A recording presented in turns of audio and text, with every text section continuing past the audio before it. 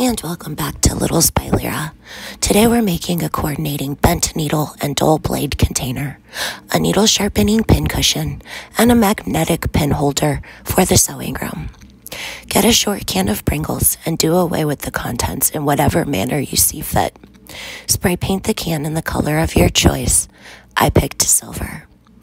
On an 8.5 by 11-inch tracing paper page, print an image that speaks to you.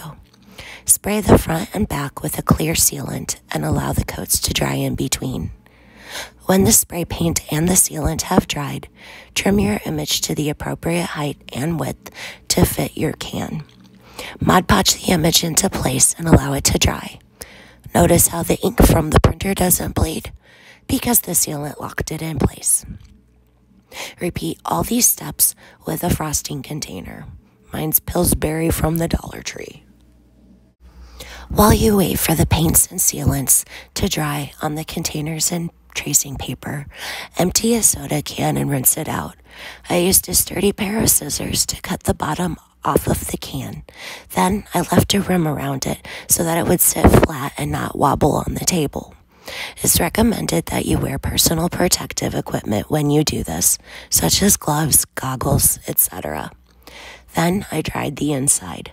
I used masking tape around the sharp edges to keep them from slicing my fingers off, and I advise that you do the same. Next, take some polymer clay in complementary colors to the image you chose, and roll, twist, and flatten the clay into a design that pleases your eyes. This makes a marbly effect. Then roll it flat. Drape the clay over the can bottom and press gently all the way around the inside, making sure no air is trapped between the can and the clay. Once everything is smooth and attached, take 4 Dollar Tree magnets and place them around the bottom. Make sure the magnetic part is pressed into the clay.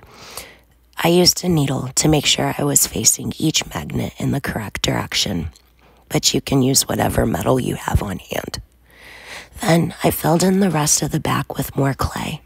You can skip this step, but it helps seal in the magnets, adds a little heft to the holder, and makes it sturdier. Bake according to packaging instructions.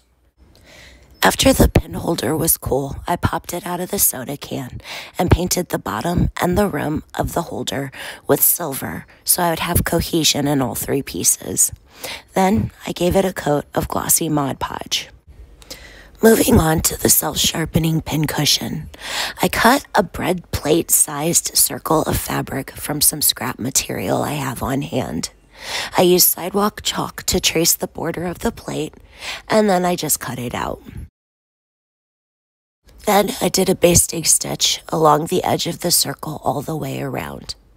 Before pulling the basting stitch tight to close it, I used some pillow stuffing and wrapped it around 2 steel wool soap pads. The soap lubricates the pins to make it easier for them to slide in and out of the fabric, while the steel wool sharpens the pin every time you push or pull the pin out of the cushion or into the cushion. Next, grab the strings from the basting stitch and pull it tight to tie it off. Trim away the excess thread and pop it into your frosting container. Now, I like the Pillsbury Doughboy as much as the next girl. However, he is not part of my craft room aesthetic, so time to decorate. I got a sheet of 3D butterflies stickers from the Dollar Tree, and I used Fix-All adhesive to adhere them to the top of the container.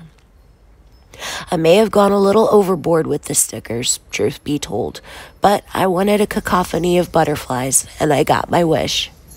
Then, I just adhered some Dollar Tree rhinestone stickers around the base of the pin cushion for a little more glam and sparkle.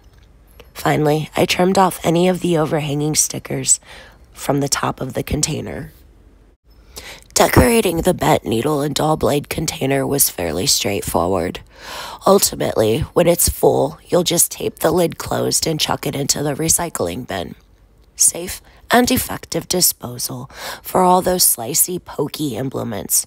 So go as hard or as light with the decorating as you like, but remember this is eventually headed for the recycling bin. To adhere one of the butterfly stickers to the top of the container, I used more Fix-All adhesive. With the one butterfly, it's a little less riotous of color, but I think it's simple and sweet. Then, I used more Dollar Tree rhinestone stickers to go around the rim of the lid and on some of the butterfly wings circles. I really hope you enjoyed today's Glam Butterfly Sewing Assistance tutorial. If you like what you saw, I hope you take a look around. If you wish, like, comment, share, subscribe, ring the bell. You know, all the things. Have a wonderful week, and hopefully I'll see you this Friday. Bye.